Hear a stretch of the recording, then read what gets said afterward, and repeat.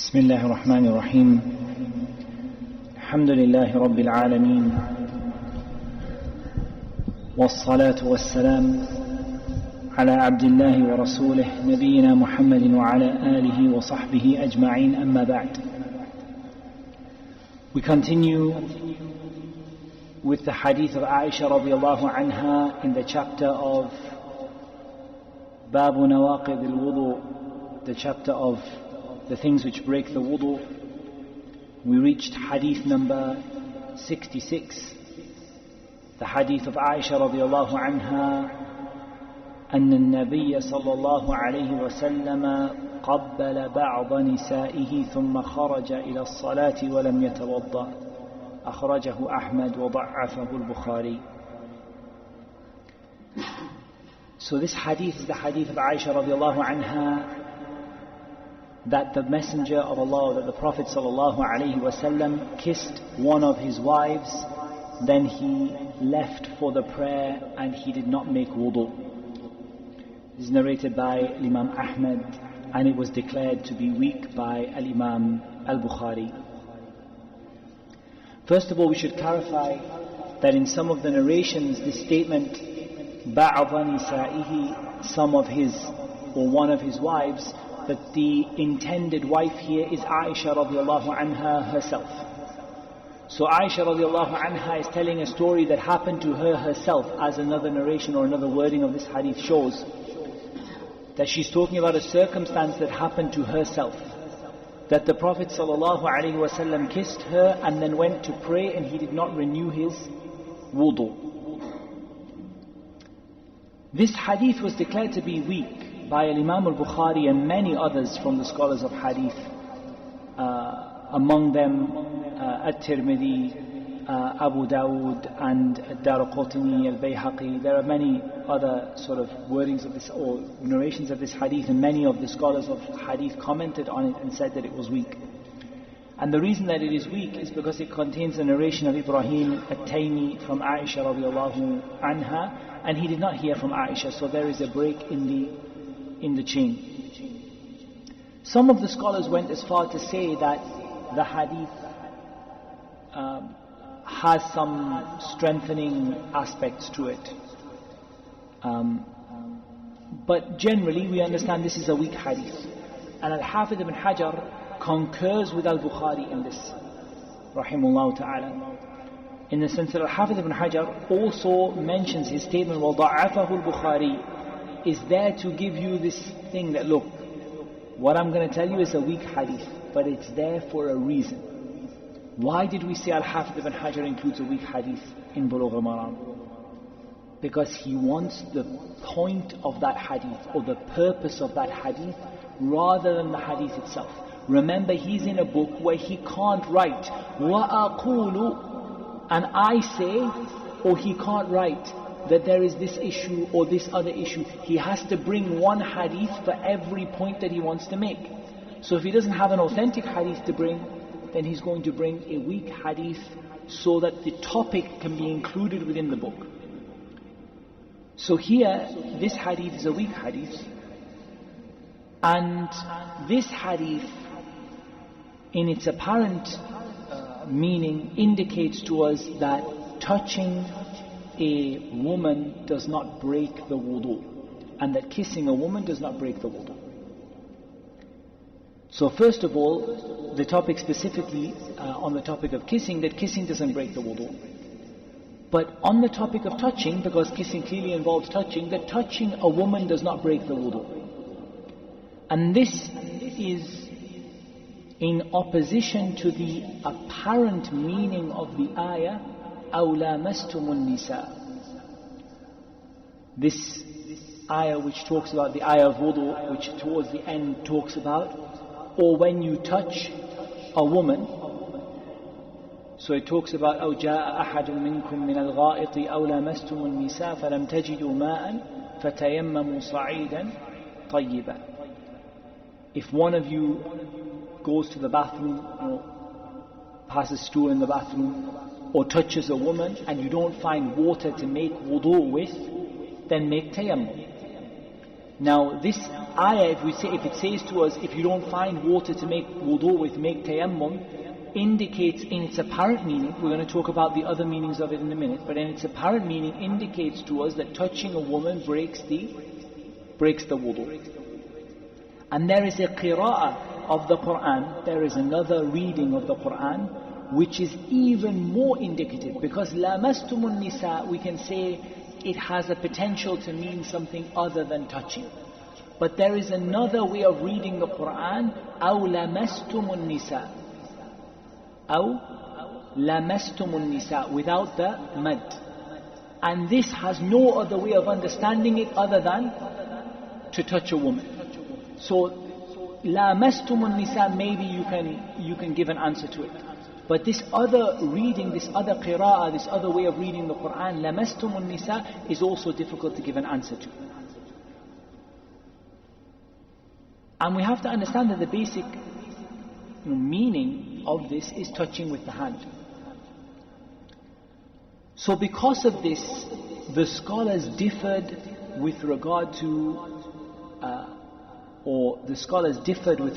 this particular issue of touching a woman. With regard to touching a woman and the wudu, they disagreed with it in 3 issues, or in 3 different opinions. The first opinion is that it always breaks the wudu, and this is the opinion of Imam al-Shafi'i and a group of the scholars of Islam, that it breaks the wudu. What did they use for this as an evidence?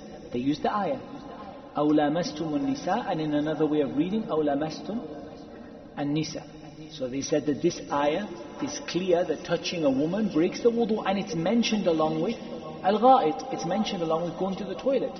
Therefore it's something that is mentioned in the same thing. It's mentioned that make tayammum if you don't find water, and therefore it's quite clear that it breaks the wudu. طيب. O Imam al-Shafi'i, what do you say about this hadith? And Imam al-Shafi'i says, hadithun da'if. This is a weak hadith. There is a break in the chain in this hadith. There is no connection between Ibrahim al-Taymi and between Aisha radiallahu anha, and therefore this hadith is not authentic. Then come the Malikiyah, and they said it never breaks your wudu. They said it never breaks your wudu. So you can, whether you are touching for whatever reason, with or without desire, doesn't break your wudu. And they were from the Malikiyah and others, and they said 2 things. They said, first of all, this ayah that you have understood to mean touching doesn't mean touching. It means marital intimacy. We said to them, what is your daleel for this? Apart from the tafsir of some of the salaf, I mean, what is your daleel? What is your other daleel? They said, our daleel for this is it's clear that the ayah has already mentioned the minor impurity and then mentions the major impurity. Just like in the beginning of the ayah, وَإِن كُنْتُمْ جُنُبًا فَاتَّهَّرُوا. It first mentions the minor impurity, the wudu, and then making ghusl for janaba, and then for tayammum mentions the minor impurity and then the major impurity, which is janaba. So they said you have taken the ayah in the wrong context. The meaning of lamastum al-nisa is that you were intimate with a woman, and therefore this is janaba, and this requires ghusl, and therefore it is not a part of what requires wudu. Then they said that this hadith, even though it is weak, they said that they replied from a number of angles. They said it has some supporting chains. They said that the weakness is not like that. At the end of the day, you're talking about, in the generation of the tabi'een, and other reasons they gave.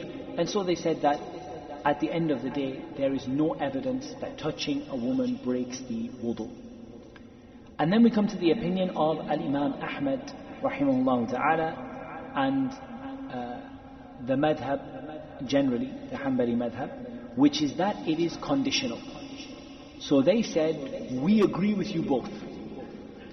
We agree with you and we agree with you. But the difference is depending on the context. They said, if you are touching a woman with desire, then it breaks your wudu. Why did they say that it breaks your wudu? and this is really important because this is going to be repeated in 4 or 5 hadith coming up. It's what we call madhinna nawaqid al-wudu, something that makes you almost sure that you will break your wudu for some other reason. Let me give you an example of that. When you go to sleep, does going to sleep itself break your wudu? We mentioned that.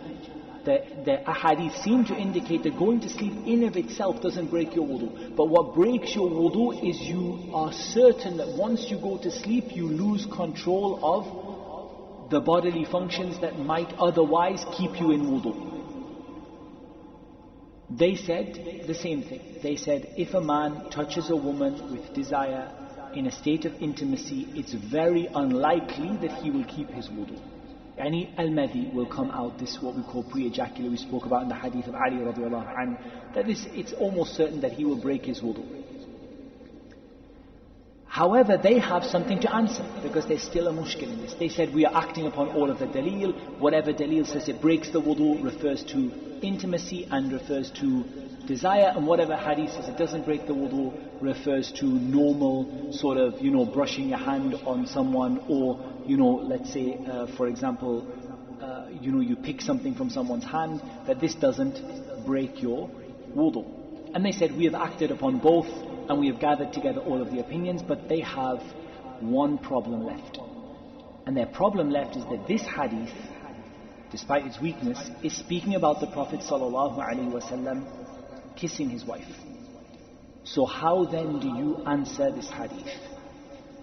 They answer it with a very sensible and a very, at least very logical answer. They said the Prophet ﷺ was going out to the prayer. And the meaning of kissing here is a gentle, if you like, a loving kind of goodbye kiss, and not the kind of passion that a man has towards his wife. Why? Because it is not expected from the Prophet ﷺ that while he is going out to the prayer, that he would behave with his wife in that way. Rather, this is a goodbye kiss. This is just a gentle, peck on the cheek or whatever, or something similar, that is basically indicated to just be like a goodbye, like, I'll see you soon kind of thing. And it's not a kiss of desire that would break the wudu. I mean, the answer as to which of them is the rajih, it is entirely dependent on whether you understand this principle of expectation in the same way as Imam Ahmad does. Because to be honest, in terms of the concept that it always breaks the wudu, I think this is the weakest of the 3 opinions, that it always breaks the wudu. And I think the weakest of the 3 opinions is that, just generally touching a woman's hand under any circumstances breaks your wudu. I think this is the weakest of the 3. However, the evidence that Imam Ahmad uses for it breaking the wudu is the evidence of expectation. So he's basically saying that it's the same as sleep. Just like when you go to sleep, there's no guarantee 100% that you're going to break your wudu while you're asleep. But because it is highly expected, and because it is affirmed in the Sunnah, therefore we say that we count sleep as breaking, we count heavy sleep as breaking wudu, just like we count this as breaking the wudu. And if that is how you understand expectation, then this is the rajih, this is the stronger opinion. But this opinion being stronger is it's not down to the hadith, and it's not down to the ayah, it's more down to whether you understand the principle of expectation in that way. And this is going to come again and again, so I'm just going to delay this point for us to get to the next hadith and the next one, because this principle of expectation is going to come up again. Is it the case that when you are in a state where you 90% of the time would break your wudu, that state automatically breaks your wudu even if it didn't? If that makes sense. It doesn't sound to me like it makes sense, but I'll try it again. Something you do which 90% of the time will break your wudu. Is it the case that because it breaks it 90% of the time, it is automatically classified in the Sharia as breaking it 100% of the time? And that is what is understood in the opinion of Imam Ahmad with regard to this. And he has an evidence. He said it is similar to sleep. And sleep, he has a strong evidence for that, because when you go to sleep, the concept is that when you go to sleep, as we're going to come to the hadith probably next week, that the eye is the seal that basically keeps it in, and then when your eyes close, you lose control of those bodily functions. And so even though it's not a guarantee that you will break your wudu, sleep becomes something which breaks the wudu because of the fact that it's the expectation. And therefore he said the same concept is here.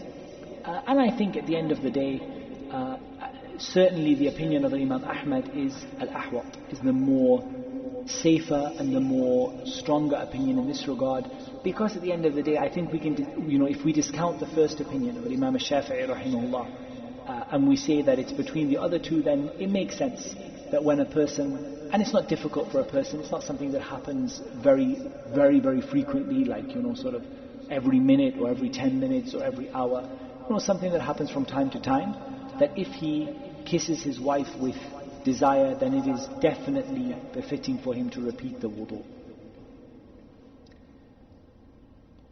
This hadith contains one benefit which I want to highlight for you, despite its weakness, but it contains a benefit that we can take in general anyway, and the benefit is supported by other hadith, and that is the benefit of good treatment of your wife. Look at how the Prophet ﷺ is described. Bear in mind the hadith is not authentic, but look at how he is described as treating his wife. It's a very warm relationship, it's a very kind of loving relationship, it's very caring, it's very much, he's very much connected to his family. And we know this is true from many, many ahadith, and this is just a suitable place to talk about it. But it's really important from the shama'il of the Prophet ﷺ, from his description and the way he used to behave, is that he was very, very affectionate with his wife. He was very, very loving and very caring and very, I don't know if you want the word romantic, if that's the right word to use, but in the proper sense, in the sense of haya, in the sense of the right way. He was very, very affectionate and very caring towards his family. And too many men are distant from their family. Too many men are very harsh and hard and hard-hearted. And if you read the hadith of the 11 women, the hadith of Aisha radiallahu anha regarding the women, and you hear how some of the women describe their husbands. لَحْمُ جَمَلٍ غَثْ عَلَى جَبَلٍ وَعِرٍ. That he's like, a thin and wasting away camel on top of a high mountain. لا سهل فيرتقى ولا سمين فينتقي. He's not easy to reach, so you can just bring him, you can get to him, nor is he fat enough to, benefit from, or to bring him down or benefit from what is there. When you reach the top of the mountain, you find that the camel is so thin, there's nothing left to take from it anyway. First of all, you have to climb the whole mountain, and then second of all, when you get to the top of the mountain, you find the camel has no meat. It's a bad way to be towards your family, like that. It's the example of the person that he's so hard to communicate with, he's so hard to talk to, he's so hard to sort of be caring towards, and then when you do talk to him, there's no fa'idah, there's no benefit in it. You make all this effort to talk to him, and then you talk to him and there's no benefit in it. And the Prophet ﷺ approved of these statements of what Aisha radiallahu anha said. He didn't criticize them and say, no, this is the right of the husband to be like this. He remained silent, meaning this is a point of criticism. It's a valid point of criticism. So it's really important to recognize how the Prophet ﷺ used to be. There's nothing wrong with you, giving your wife a goodbye kiss on the way out of the house, or just, saying a nice word or a kind word or something like that as you leave.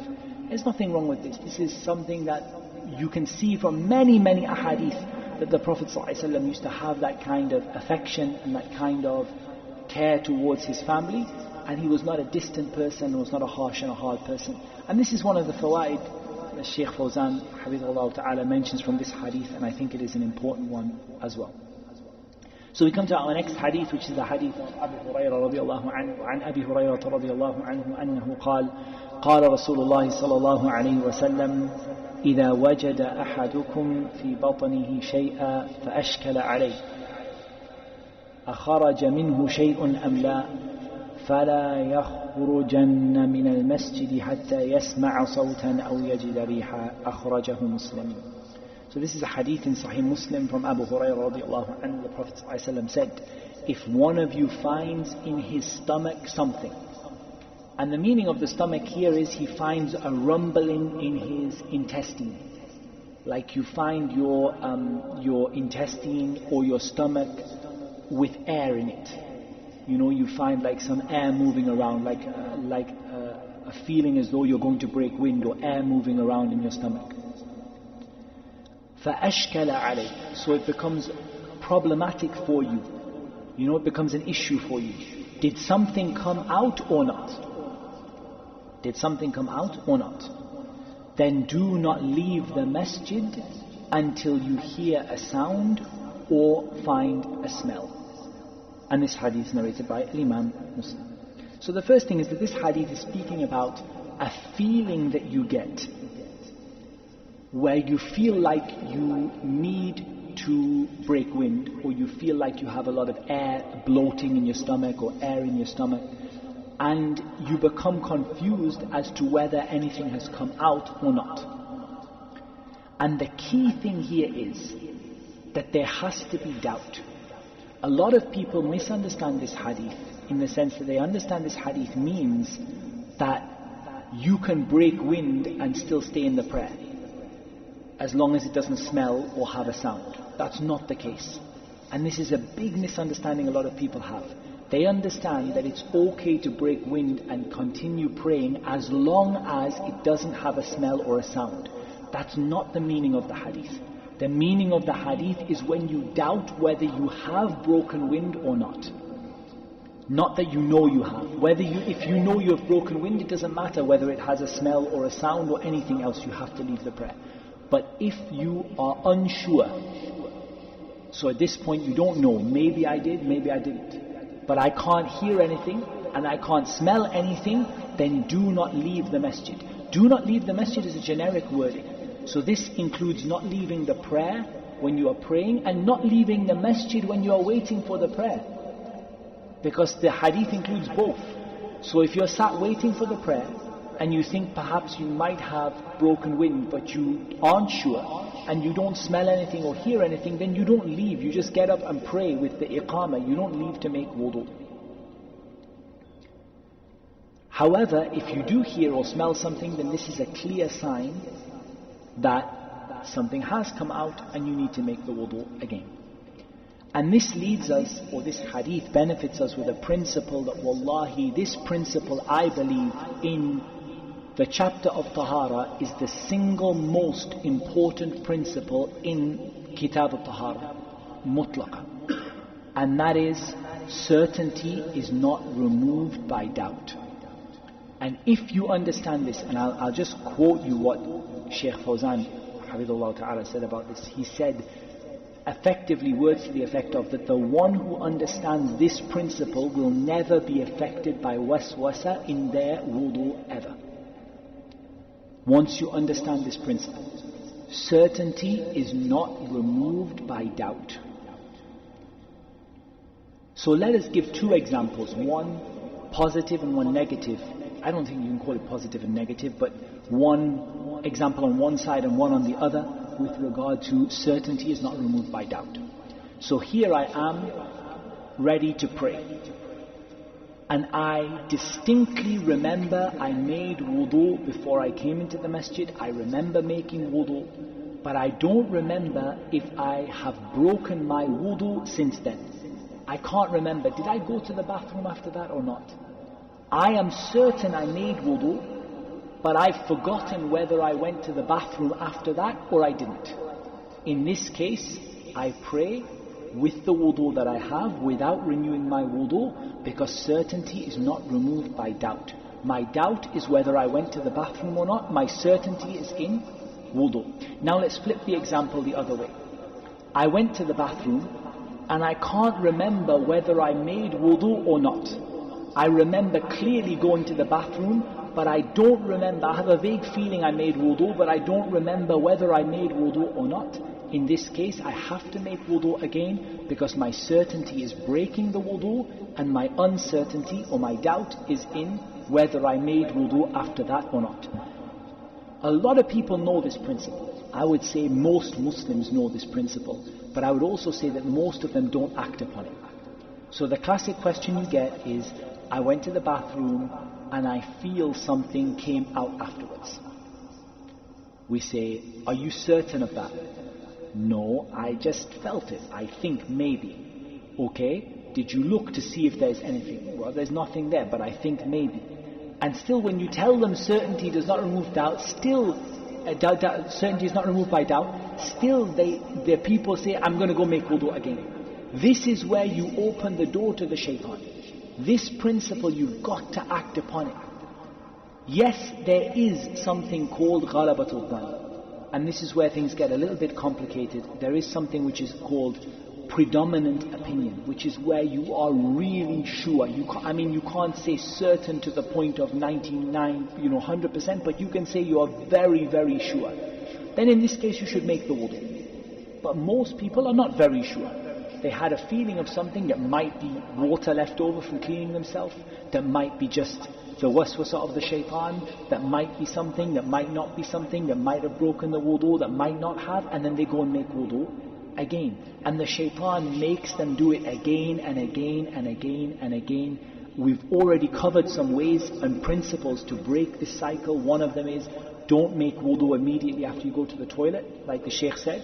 He said that, go to the bathroom and leave yourself, 20 minutes, 30 minutes before you make wudu. This will help to decrease the waswasa from the people who have waswas, who have confusion. This will help to reduce it by not giving you immediately the feeling that, I've broken my wudu. Likewise, spending a little bit longer in the bathroom, not using any more water or being wasting, but spending, even if you have to spend another minute or so in the bathroom just to make sure everything is clean. These kind of things. But the danger is that if you don't act upon this principle, you can't break the cycle of the waswasa, because the shaitan creates doubt. But the weapon we have against the shaitan is that the doubt created by the shaitan is not strong enough to break our certainty, and therefore is not strong enough to affect our feeling of needing of repeating the wudu. Because we're certain we made wudu and we're doubtful as to whether we broke it, therefore this principle certainty is not removed by doubt. So if a person doubts about anything that removes wudu, he should base this upon certainty. This hadith is not related only to breaking wind. It can be related to any of the topics we have covered so far. Anything which breaks your wudu, if you are doubtful as to whether it happened and you don't have any evidence, the evidence in breaking wind is a smell or a sound, the evidence in something else is different, a mark or a stain or something like that. If you don't have any evidence, you cannot base your tahara upon shak, upon doubt, upon I think it might have happened. You can only base it upon certainty. The reason the author mentioned this hadith, though, is not because of either of these two things that we've mentioned. The reason the author mentioned this hadith is he wants to give you an evidence that breaking wind is something that nullifies the wudu. That's why the author mentioned this hadith here. Because he wants to clarify to you, he's telling you a list of things that break the wudu. 1, 2, 3, 4, 5, 6, 7. Now he's telling you, be aware that breaking wind breaks the wudu. And that's something all of us know, but it's something that is important also for him to highlight. If he's making a list of things that break the wudu, it's important for him to make this breaking of wudu one of these things on the list, breaking wind. And the fourth benefit from this hadith, whoever begins a prayer should continue and not break it, whether obligatory or voluntary, unless there is a clear reason to do that. So this hadith gives us the benefit of the permissibility of breaking the prayer when there is a clear reason to do so.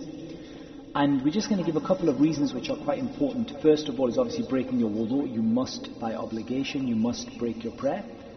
This is if you break wind and you're sure of it, or you break wind, you smell something, or you hear something, then you must go and you must repeat your wudu. From the sunnah is to indicate the reason why you are leaving the prayer, so that people don't think that the masjid is on fire and they haven't noticed, or think that you've just given up on praying, by you just putting your hand onto your nose just to indicate, and just turning around just to give a signal that I'm leaving to make wudu again, and it's not that there's some other reason why I'm breaking the prayer. But there are other reasons other than breaking your wudu why you would need to break the prayer. One of them is to prevent someone from injury or death. So a lot of people, and we were asked, I remember more than one of the shuyukh being asked about this in the haram. If you have a small child and you see that small child run away and you think you will lose the child, it is allowed for you to break the prayer. We see some parents, wallahi, go through trauma in the Masjid al-Nabawi and in the Masjid al-Haram, because their children go and they see their children going out of their eyesight, and they keep praying because they think it's not allowed for them to break the prayer. Now, if you see your child is just over on the side, don't break your prayer. But if you really feel there is a danger to that child, you are permitted to break your prayer and to take that child and bring them back towards you. Now, of course, you can say that it would be better to think about that in advance and make sure that the child's not going to run off.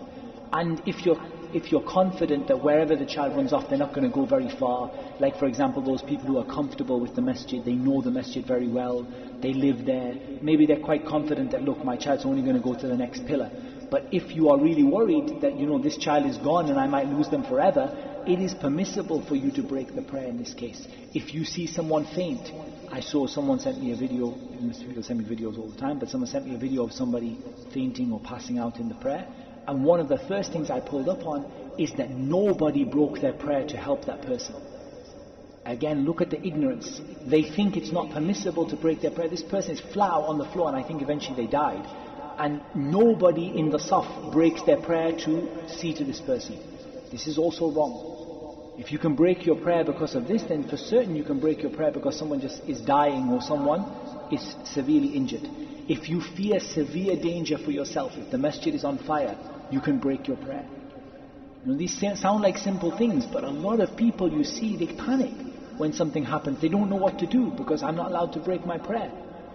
And likewise, probably the one with the most disagreement in it is it allowed to break the prayer when the iqamah starts, or is it obligatory? And we say that the stronger opinion in this is that it is obligatory to break your prayer if you will not finish your voluntary prayer before the imam says Allahu Akbar.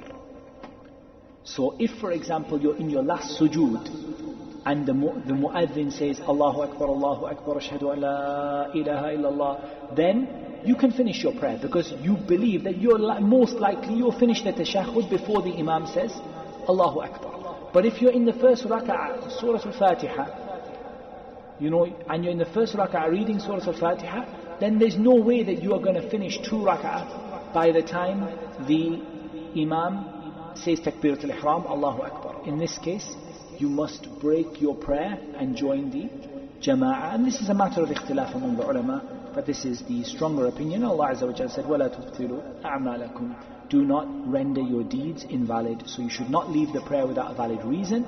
But if you do have a valid reason and it's serious, someone's life is in danger, there's an injury, there's a danger to you, or something's happened to your child, or you have broken your wudu, or you're praying a voluntary prayer and the iqamah starts, then in this case you can break your prayer and join the prayer later on, or repeat the prayer later on.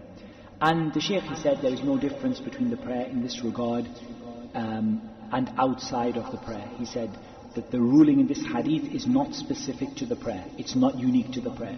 If you think, if you're sat on the sofa at home and you're thinking, I don't know if I broke my wudu or not, if you're not certain, you didn't break it. And we come to our next hadith, and this is again 2 hadiths together, which are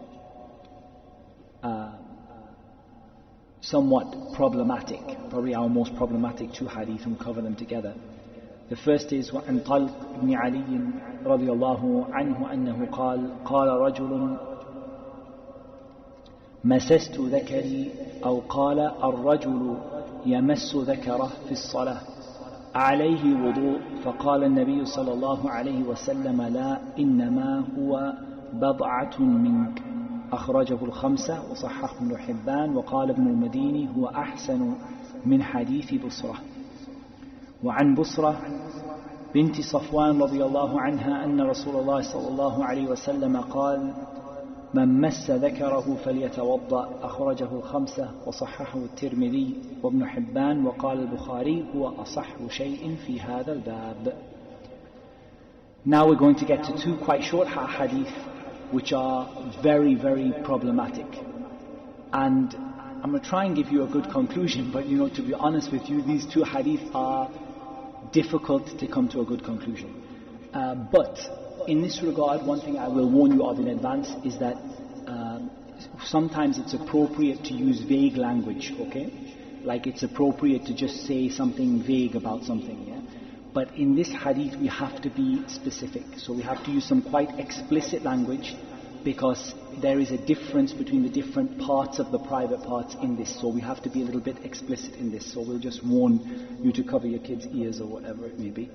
But the hadith of Talq ibn Ali radiallahu anh, in which a man said, I touched my penis, or he said, a man touches his penis in the prayer, does he have to make wudu? So the Prophet sallallahu alaihi wasallam said, no, it is only a part of you.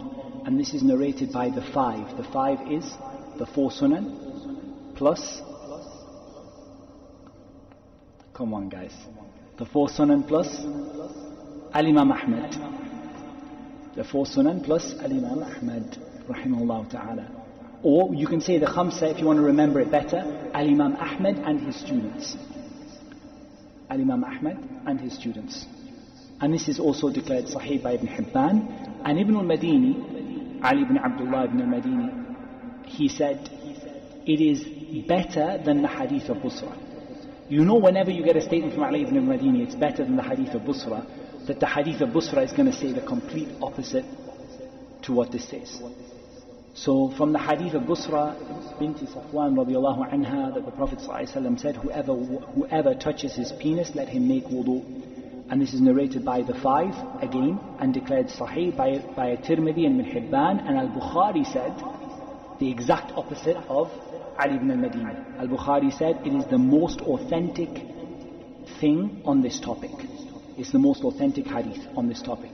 So Ali ibn al-Madini said the first hadith is better than the second.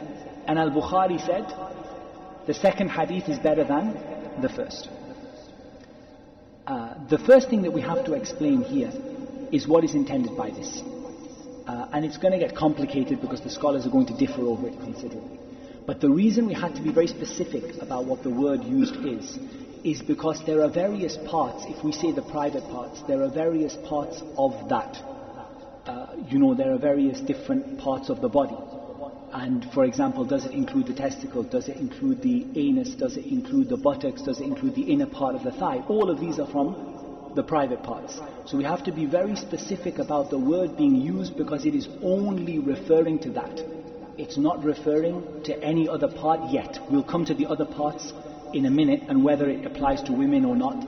But the wording used is very, very, very specific to that particular part of the man's private parts. And that's why we want to be specific here, so that it's clear, because later on we're going to talk about whether it applies to the other parts or not. And there are differences of opinion in this regard.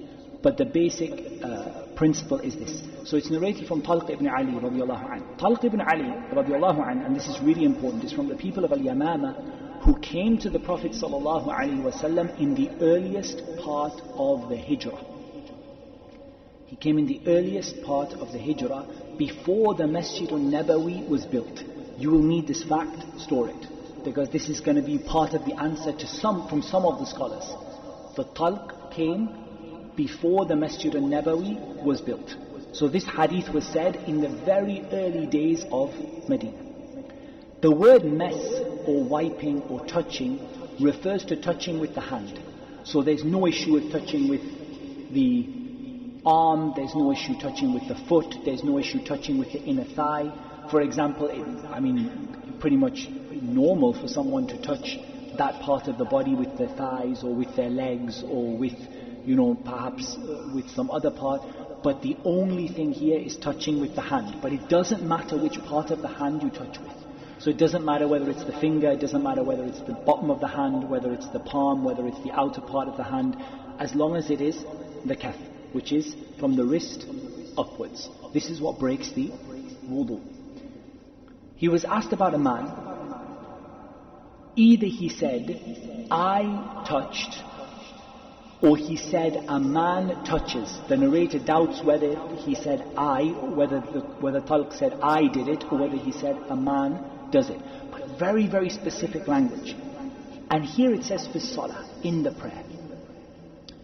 This is where it becomes questionable. The word in the prayer is important because that's another answer given by some of the scholars. That they said in the prayer it's unlikely that he touched bare hand to bare flesh. It's more likely that he scratched himself or touched himself underneath or while he had clothing over the top. Others replied, no, there's no guarantee for that, and there's nothing wrong with a person if you scratch your arm, you scratch your face, you scratch your nose. At the end of the day, it may be that there was some reason why he scratched that particular part of his body or touched that particular part of his body. Or it may be that that the clothing was not the same as we wear now. They were not wearing sirwal, like trousers and things with belts and like underwear and such like.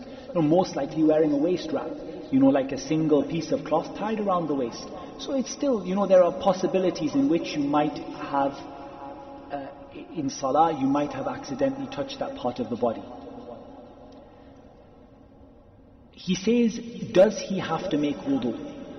Or do I have to make wudu? Again, the narrator doubts here. And the Prophet ﷺ says, no, it is only a part of you. And that's because this part of the body is a part of the body which is, the same as your hand and the same as your arm and the same as your foot and the same as your shin and the same as your neck and everything else. It's a part of your body. It's made of skin and other, muscles, and it has blood and all of the other things. It's a part of your body. And therefore, the Prophet ﷺ is giving the reason why, and this is important. He's giving he's giving the answer, but instead of just giving the answer, he's giving the reason, and he's saying, no, it's only a part of your body, like any other part. And just like if you touch your arm, it doesn't break your wudu, then if you touch down there, it doesn't break your wudu. Then we come to the hadith of Busra. Busra, radiallahu anha, is al-Qurashiyya. She is a lady from Quraysh. And she was definitely, this hadith definitely comes after the hadith of Talq ibn Ali. So this is important. And Busra, she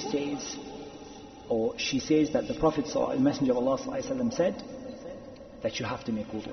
Whoever touches his penis, let him make wudu. And this is narrated by, again, the same, and Tirmidhi and Hibban.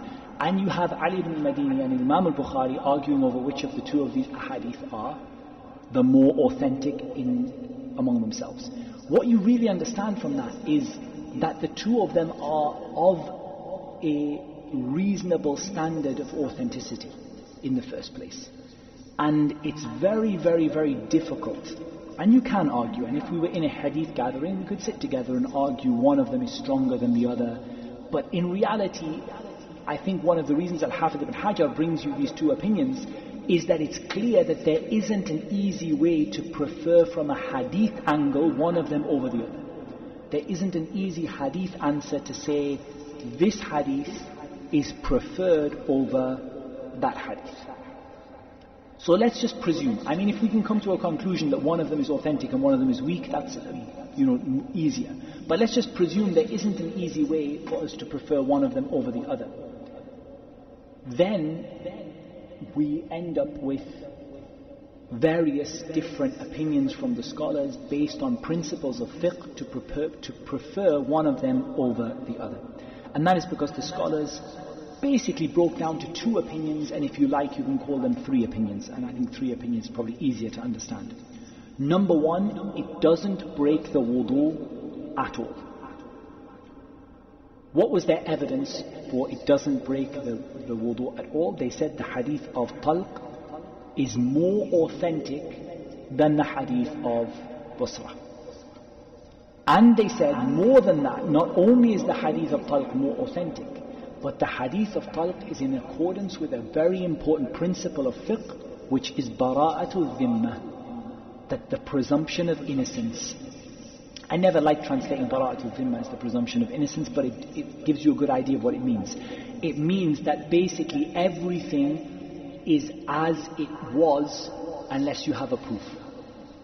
So your hand, your finger doesn't break your wudu, your mouth doesn't break your wudu, your ear doesn't break your wudu, your neck doesn't break your wudu. Therefore the standard principle is no body part breaks your wudu. Touching no body part breaks your wudu. That is what we call bara'atul dhimma. You basically begin with the presumption of innocence, presumption that it doesn't break your wudu. You can't say maybe it breaks your wudu, because the basic principle is unless you have a dalil, it doesn't break your wudu. Therefore they said that the hadith of talq is in accordance with this fundamental principle, and it's stronger than the hadith of Busra. Therefore we prefer it in terms of strength and in terms of principles over the hadith of Busra. The second opinion is that it always breaks the wudu, and whatever reason it is, it breaks the wudu under all circumstances. This was acting upon the hadith of Busra.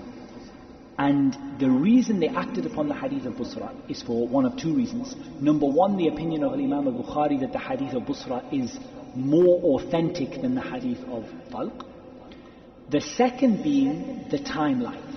They said if you can't prefer something on a hadith level, and you can't find a way to join between the 2, and let's be honest, you can't join between the 2 of them are polar opposites. One of them says it breaks your wudu and one of them says it doesn't. And you can't join between the 2 easily. Therefore, what is your next step? If you know one of them is early and one of them was later in Islam, then you take the one that is later in Islam. There are 2 conditions at least for this, but I'll give you 2 simple conditions for this. The first is that the hadith should be equal in strength, and there should be no way, the second is there should be no way to prefer one of them over or to act upon them both together. And the third is that it should be possible to prove that one of them came before the other. And quite here we can quite clearly prove that the hadith of talq came before the hadith of Busra, just by knowing the timelines of the accepting of Islam and when they came to the Prophet ﷺ, we can clearly prove the hadith of talq came first, and therefore they said the hadith of talq is mansukh, which means abrogated by the hadith of Busra. And abrogation is a long topic, I don't want to go into too much detail, but it's basically the concept that something, a law in Islam or a rule in Islam is repealed, is removed, and another law is put in its place. That's not always true, and it's a very simplistic explanation, because sometimes the text is repealed and the law stays. But abrogation basically means that something is taken away and something else is put in its place. And this can happen between the Qur'an and the Qur'an, between the Qur'an and the Sunnah, between the Sunnah and the Sunnah, and between the Sunnah and the Qur'an. According to the stronger opinion, it can happen in any which way, between the Qur'an and the Qur'an, i.e. the Qur'an abrogates something else in the Qur'an, or between the Qur'an and the Qur'an abrogates something in the Sunnah, or between the Sunnah and the Sunnah abrogates something in the Qur'an, or the Sunnah abrogates something in the Sunnah. And this is an example of the latter, the Sunnah abrogating something in the Sunnah. And abrogating can be by removing the text of the Qur'an, or it can be by removing the ruling, or both. So you can either have the text removed and the ruling stays, or the ruling removed and the text stays, or the ruling and the text both removed. But all of this happened during the life of the Prophet ﷺ. We want to clearly emphasize that, because a lot of people have a confusion when they say that, does that mean that the Qur'an has been changed? During the life of the Prophet ﷺ, yes, no doubt, the Qur'an was a a revelation that was coming in stages, in pieces. And so yes, the Quran during the life of the Prophet ﷺ changed, no doubt about it. It was added to, and in terms of abrogation, it was taken away from. But after the death of the Prophet ﷺ, the Quran was not changed.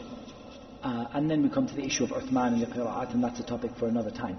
But don't be fooled by the Orientalists who use this as an argument to say to you that your Quran has been changed because one ayah abrogates the other. That was all done during the life of the Prophet ﷺ and with his authority and his knowledge of it and his approval. So here we have the Sunnah abrogating the Sunnah in this opinion. Then we come to the third opinion. And if you like, you can make the third opinion part of the second one, but I prefer to make it a third opinion, which is joining between the two. So there were some people that said, stop. Whoa there. Just stop, right? They said, we disagree with you on your presumption that you can't join between these two hadith. Why are you making one of them abrogated and one of them abrogating when there's a perfectly easy way to join between the two? There's a way to join between the two without rejecting the hadith of talq and without rejecting the hadith of busr. And they disagreed, and Shaykh Wazan, Hafidhullah, he only mentioned one opinion in this, but I found two opinions in this. He did indicate the second one, but he didn't mention it in detail, but I found two. The first is barrier versus no barrier. So they said that it doesn't break your wudu with a barrier, meaning in the salah he touched his private parts with a barrier, piece of cloth in between, or his clothing. Therefore it doesn't break the wudu. And this is not mahal al-khilaf. There is no ikhtilaf that I know of on this issue, that it does not break your wudu in this regard. But they held the hadith of talq is referring to a barrier, and the hadith of busra is referring to touching the flesh as opposed to touching the clothing. The second opinion, and I think this opinion is the more common one, but the Shaykh didn't even mention it at all, and he only just mentioned it vaguely in passing by saying it has no dalil whatsoever. But it's the most common one you hear, is desire versus a lack of desire. Meaning that when you touch it without any desire or without being in a state of desire, then you don't break your wudu, and when you touch it when you're in a state of desire, you break your wudu. The answer against that is that there's no evidence for that. First of all, the hadith of talq does not, he's in prayer, so it's not in desire, but there's no evidence in the hadith of busra whatsoever to accommodate this opinion. Then, on top of this, the Shaykh, he mentions another logical thing. He said, a person touching themselves for the sake of desire is not permissible. And so in the first point, it's not something that is mutawaqqa', it's not something that is expected to happen in the first place. And therefore this concept of desire versus no desire is built upon a very weak principle, because the whole point is that it's not really conceivable that a person would do so with desire, except perhaps if that person was in a state of intimacy with his wife and perhaps his hand touched. But in that case, he's going to be breaking his wudu anyway. So the Shaykh, he said there is no evidence for this opinion whatsoever. And it's just like, it's a good effort to join between the two, but it doesn't have any basis, any dalil for it. The other side brought some dalil, and they have some evidences for it, but it's going to get complicated. I also think what is very complicated is also understanding the reason, because the Shaykh gave his reason as being that if you touch your private parts, it's expected that something will come out to break your wudu. So it's the issue of expectation. The Shaykh said it's the issue of expectation. He said, if you touch your private parts, it's expected something will come out. It's likely something will come out. You move, something will come out. I must admit, I find this problematic, personally, and Allah Azza wa Jalla knows best. I find that as a reason to be very problematic. And I find it to be problematic for two reasons. First of all, I again, unless you're talking about desire, I fail to see how touching your flesh with your bare hand is likely to cause you to break your wudu. Apart from this hadith, I mean, in of itself, like the Shaykh said, it's a cause for something else. It's very difficult to imagine. And the second is that the people who say this hold that if a man is in a state of desire without touching his private parts, he doesn't break his wudu. So we have to understand this point again. If a man is in a state of arousal or desire and he doesn't touch his private parts, he doesn't break his wudu. So that doesn't make any sense at all, because that's completely opposite to what we've been talking about expectation. Because when we've been talking about expectation, we've been saying that if he's in a state of desire, you would expect he's going to break his wudu, that the madi is going to come out, he's going to break his wudu. Then how can you say that a man who brushes past himself while in the shower is likely to break his wudu? It's the reason. I don't criticize the ruling is clear. But I'm not clear whatsoever on the reason that is mentioned for this. I think the reason is extremely weak. This reason of it's an expectation of breaking your wudu. I think that is extremely weak. And it's much more likely, and Allah Azza wa Jal knows best, to me at least, and Allah subhanahu wa ta'ala knows best, much more likely that the reason is something along the lines of that it being a place of, cleanliness, and there's some sort of reason why it breaks your wudu separate to the fact of expectation. So now we come to this next topic. We still have a lot of issues to deal with on this. First of all, we'll come to the rajih, the correct opinion. I heard this mas'ala from Shaykh Fawzan. I heard this mas'ala. I studied this mas'ala face to face with Shaykh Abdul Muhsin Abbad, Hafidhullah Ta'ala. And my personal opinion is that it breaks the wudu. I think that this is the stronger opinion. I think that this, to me, is what I understand more from these hadith. And I don't think that there is a massive evidence for a distinction between the two hadith in any way. I'm of the opinion that it breaks the wudu in all circumstances. However, this is going to get more and more problematic. Step by step and minute by minute, it's going to get even more problematic. So the next thing we should clarify is what other parts of the private parts break the wudu. So I did some research on this topic, and the first thing we researched is the testicles, and the answer to this is that the scholars of the four madahib are all of agreement that it does not break the wudu. They are all of agreement that touching the testicles do not break the wudu. However, most of them say that touching the anus breaks the wudu. And the reason they say that touching the anus breaks the wudu, they all agree that touching the buttocks don't break the wudu, and touching the thighs don't break the wudu. And the majority of them, or at least the four madahib, hold that touching the testicles don't break the wudu, but they said that touching the anus itself breaks the wudu. And they said this based upon it being a place likely that something comes out. It's likely that you are going to cause something to come out, and it's also possible if you touch that part of the body you will cause something to come out. So they based it on this. But they didn't, so they said that basically the only two things that break your wudu if you touch them are the penis and the anus. But as for the testicles, the thighs and the buttocks, they don't break the wudu if you touch them. This is the opinion of the majority at least, and it's the opinion of the four madahib as far as I can see in that regard.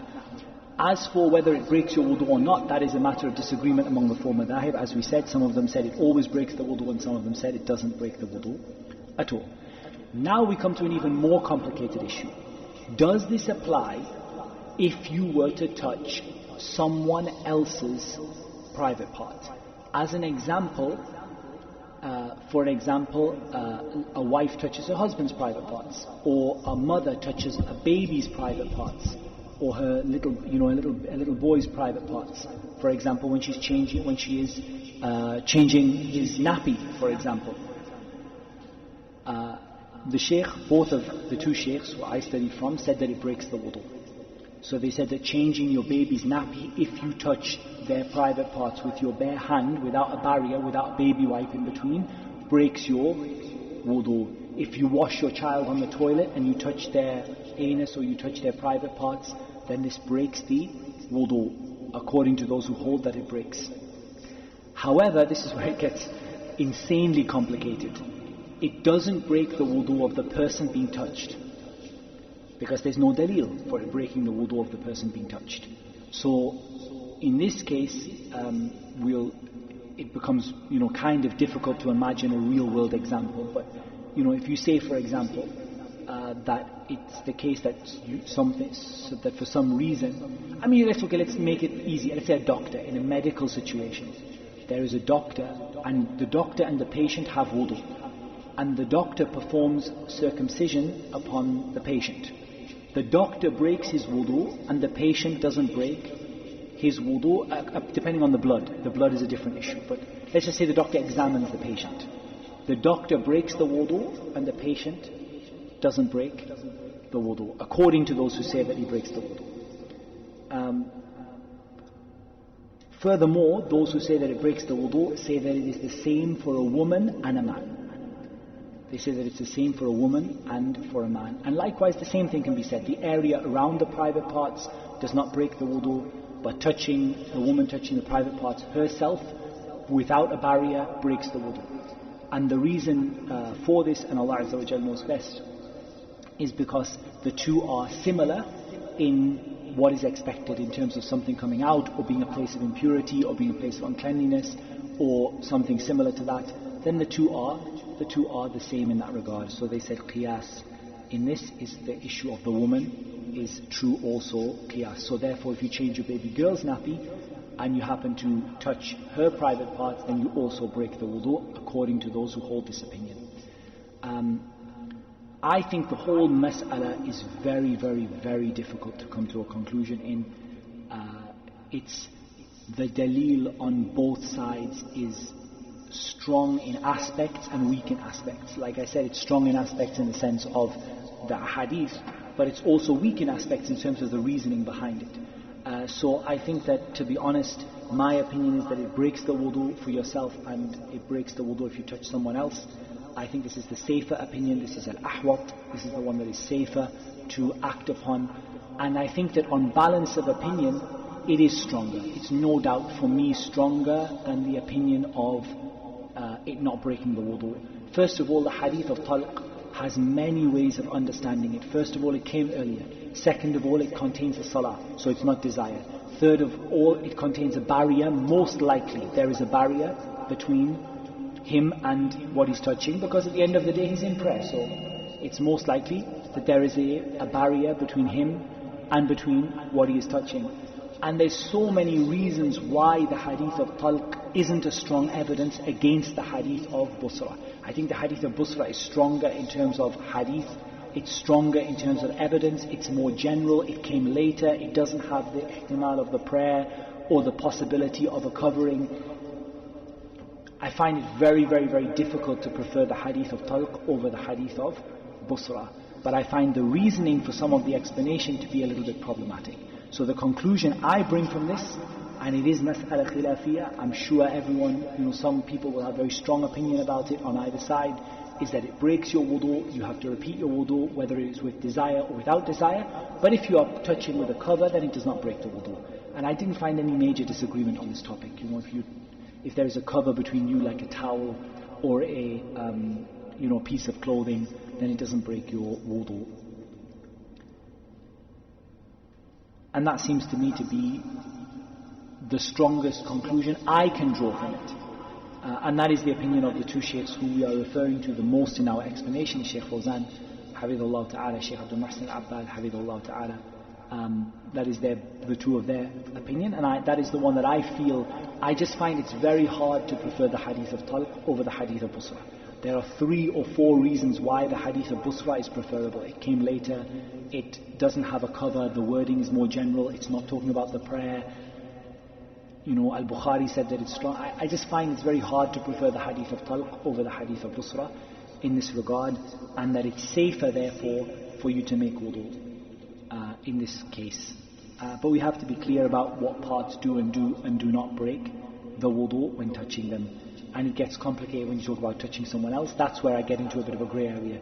It's pretty difficult, to kind of imagine that if the reason is something coming out, that when the doctor touches the private parts of the patient, the doctor breaks the wudu and the patient doesn't. I'm fine with the doctor breaking the wudu, but it becomes more complicated in that regard. So the issue is still, the issue has a lot of issues and areas around it. It's complicated. It contains this issue of expectation. But hopefully we come up with the conclusion that, at least, in terms of my opinion for this, it's safer that you, and better for you, that you repeat your wudu if you do it. If you do happen to touch your private parts in that particular way that is described. I think that's more than enough for now.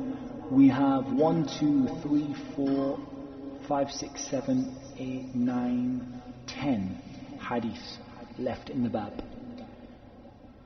I like to think that we could do that in 2 weeks, but perhaps it might end up being 3 weeks. It depends on how long the explanation is. But inshallah, what we're trying to hope to do, inshallah, is to do it in 2 or 3 weeks, and then we'll be coming on to another topic. I'm not sure, but I kind of had in my mind that we would try to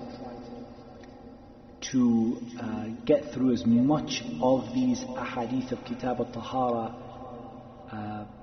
before Ramadan as possible. Obviously we will break in Ramadan, and we'll likely break for quite a long time, because I'm likely going to be on holiday after that. So, if we do continue, we're going to continue to Ramadan. After Ramadan will be a significant break. It could be 2 months, it could be 3 months, I'm not sure. So it would be really nice if we could finish Kitab al-Tahara, and it's another 20 pages or so, 25 pages more. I think it's doable, inshallah. We're going to try and push for that, bi'idhnillahi ta'ala, because we have around about 12 weeks, 10 weeks, something like that. 10 weeks and we have 20 pages. I mean, it might be difficult, but we try our best to finish Kitab al-Tahara, because that, I think, would just set us up really nicely, that we finish Kitab al-Tahara and then we're ready to start about the Salah, bi'idhnillahi ta'ala, once we finish that, inshallah. So it's a little bit, Kitab al-Salah will come after that. So inshallah, I think that's a nice place to stop if we get there, but it's definitely a challenge, inshallah. So I might try and make it even more concise. But I think these issues today were important. They were fundamental principles that were important for us to understand, and difficult, complicated issues. And sometimes I feel, and it's the last point I'll mention, sometimes I personally feel that the issue of how you approach these issues is as important as knowing the right answer. Learning a methodology for dealing with very complicated issues where there is a strong difference of opinion, learning how to approach that, and how to keep your emotion out of it, because you have an opinion that you come into it with, and you kind of you might have heard that opinion from a scholar, and you kind of tend to be very biased towards that opinion. You tend to be very much this is the right way and it has to be. And the way to approach these ahadith and look at them, and the way to balance them, and the way to come out with the right conclusion, this is just as important as knowing the right answer. And of course, knowing the right answer is important for knowing what breaks your wudu and what doesn't break your wudu. So inshallah ta'ala we'll continue bi'idhnillahi ta'ala, and if we can, it would be nice if we could finish this chapter within 2 weeks bi'idhnillahi ta'ala, so we can start a new chapter inshallah. And Allah Azza wa Jalla knows best. Wassalatu wassalam ala nabiyyina Muhammadin wa ala alihi wa sahbihi ajma'in. Subhanaka Allahumma wa bihamdik ashhadu an la ilaha illa anta astaghfiruka wa atubu ilayk.